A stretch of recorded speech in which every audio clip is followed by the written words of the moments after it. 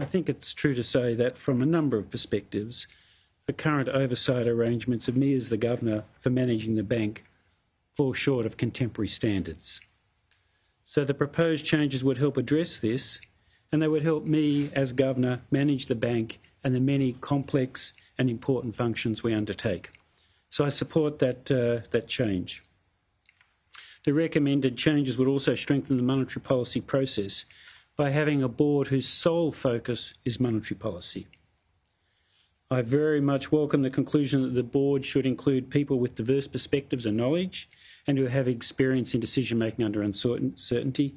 And I very much welcome the appointment today by the Treasurer of Ian Ross and Alana Rubin as board members of the RBA. And it's also pleasing to see that the panel recommended the Treasury Secretary remains on the board. This is unusual by international standards, but I see a lot of advantages in that. The establishments of these two boards will require changes to the Reserve Bank Act, and that's ultimately a matter for the Australian Government and the Parliament. And you would have already heard the Treasurer this morning say he intends to proceed with these changes, and the bank will work constructively with the Government and the Parliament with the aim of ensuring that any changes to the legislation are effective in achieving the objectives. The view also recommends that the statement on the conduct of monetary policy be updated. This is important because the statement sets out the common understanding between the Government and the RBA on monetary policy. The review sets out a number of issues that could be covered in this statement, and the suggestions make sense to us and they have our support. And the board will work constructively with the Treasurer to finalise a new statement, hopefully by the end of this year. The review also includes a number of recommendations for how the board works, including the frequency of meetings and our approach to communication. It recommends that the board receive and consider a richer set of briefing materials, including on economic modelling, research and monetary policy strategy.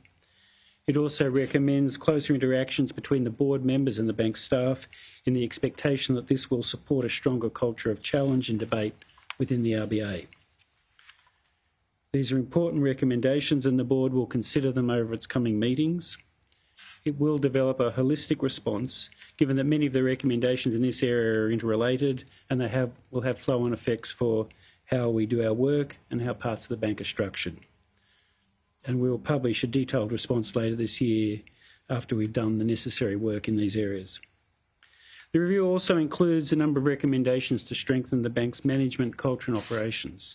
These include the appointment of a Chief Operating Officer, enhancing our communications function, encouraging a culture of debate within the RBA, strengthen the role of research and continue to invest in the leadership and management capabilities of our staff.